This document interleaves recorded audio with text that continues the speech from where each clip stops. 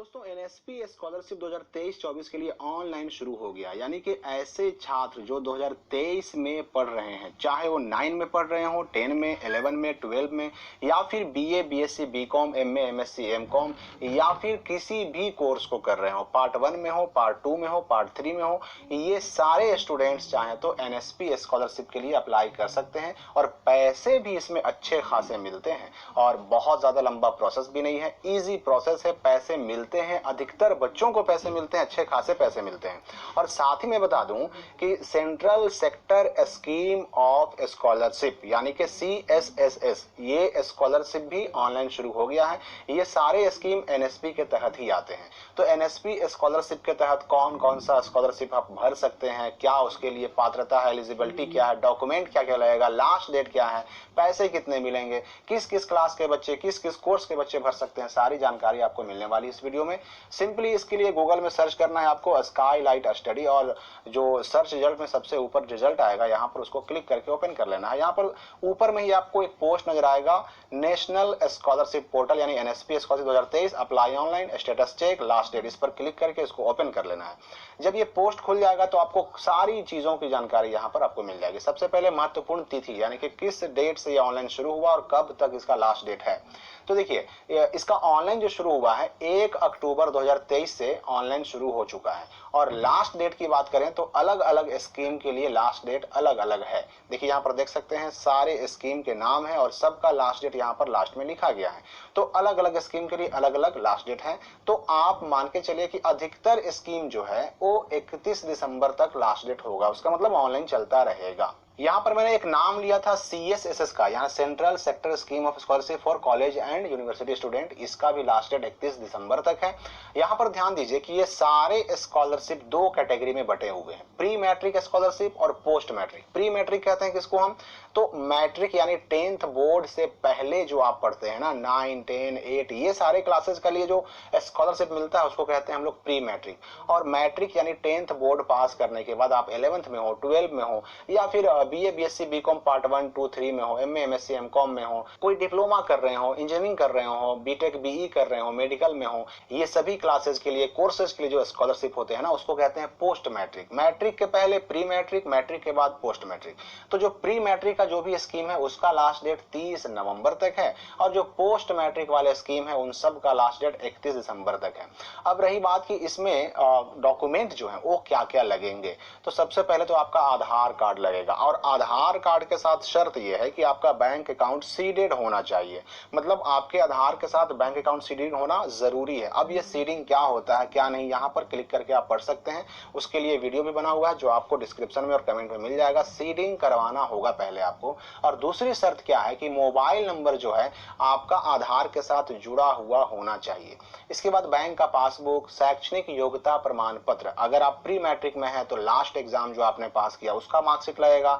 अगर आप post matric के लिए अप्लाई कर रहे हैं, इंटर में है या फिर जो है 12 में है, 11th में है, या फिर बीए, बीएससी, बीकॉम कर रहे हैं तो लास्ट एग्जाम जो आपने पास किया उसका मार्कशीट की जरूरत पड़ेगी आपको। फिर आय प्रमाण पत्र, जाति प्रमाण पत्र और आवासीय प्रमाण पत्र की आवश्यकता होगी। एक photo, mobile number, email ID, ये सब की जरूरत पड़ने वाली है। तो दो काम आप करवा लीजिए।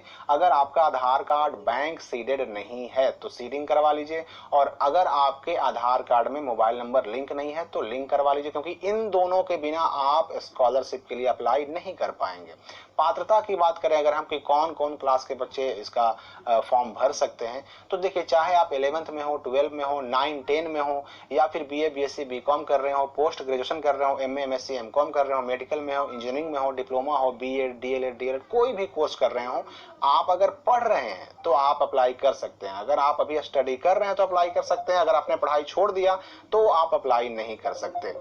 अब उसके बाद सवाल ये उठता है कि किस किस स्कॉलरशिप के स्कीम के लिए ऑनलाइन शुरू हुआ है, तो ये सब कुछ यहाँ पर दिया हुआ है। सारे स्कॉलरशिप का नाम, उसका गाइडलाइन, कितना पैसा मिलेगा, क्या शर्तें हैं, क्या नियम है, ये सारे क्वेश्चन, ये सारा गाइडलाइन आप यहाँ क्लिक करके पढ़ सकते हैं।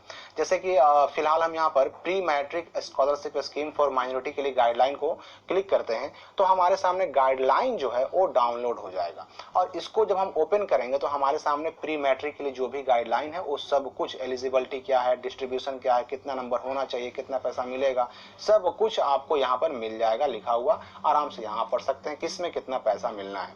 अब रही बात की आवेदन कैसे करें, तो इसके लिए देखिए न्यू रजिस्ट्रेशन पर क्लिक करना होगा सबसे पहले आपको, और न्यू रजिस्ट्रेशन का लिंक यहीं पर दिया हुआ है। इस पर जब क्लिक कीजिएगा तो जो पेज खुलेगा वहां पर रजिस्ट्रेशन में सबसे पहले क्या मांगता है, मोबाइल नंबर मांगता है। यहाँ पर दोनों जगह पर टिक करना होगा आपको, टिक करके कंटिन्यू करेंगे। कंटिन्यू करने के बाद सबसे पहले मोबाइल नंबर, उसके बाद ओटीपी मांगेगा। ओटीपी डालने के बाद आधार नंबर मांगेगा, और आधार से जो मोबाइल नंबर रजिस्टर्ड होगा उस पे आपका ओटीपी जाएगा। यानी दो मोबाइल नंबर पे ओटीपी जाएगा, एक तो जो यहाँ पर आप डालेंगे और दूसरा जो आपके आधार के साथ लिंक होगा, यानी आधार के साथ जुड़ा हुआ होगा, उस पे ओटीपी जाएगा। और ओटीपी डालने के बाद आपका पूरा डेटा यहाँ पर खुल जाएगा। रजिस्ट्रेशन होने के बाद क्या होता है ना, इसमें आता है एक एप्लीकेशन आईडी और एक पासवर्ड, और उसी से फिर क्या करना होगा, फ्रेश एप्लीकेशन पर क्लिक करके आपको लॉगिन करना होगा। लॉगिन करने के लिए वही एप्लीकेशन आईडी और पासवर्ड का इस्तेमाल करेंगे, उससे लॉगिन करेंगे और अपने जो भी एप्लीकेशन में डॉक्यूमेंट की जरूरत है, डिटेल भरना, वो सब भर करके आपको फाइनल सबमिट करना होगा। फाइनल सबमिट करने के बाद पैसा मिल जाएगा। अब पैसे की बात करें, अगर कितना पैसा मिलता है, तो इसमें 3,000 से लेकर के 76,000 रुपए तक का पैसा मिलता है। 76,000 किसको मिलता है भाई, तो जो मैंने CSSS की बात की थी, सेंट्रल सेक्टर स्कीम की बात की थी, उसमें क्या है ना कि पार्ट 1 में 12,000, पार्ट 2 में 12,000, पार्ट 3 में 12,000, तो कितना हो गया, 36,000 हो गया।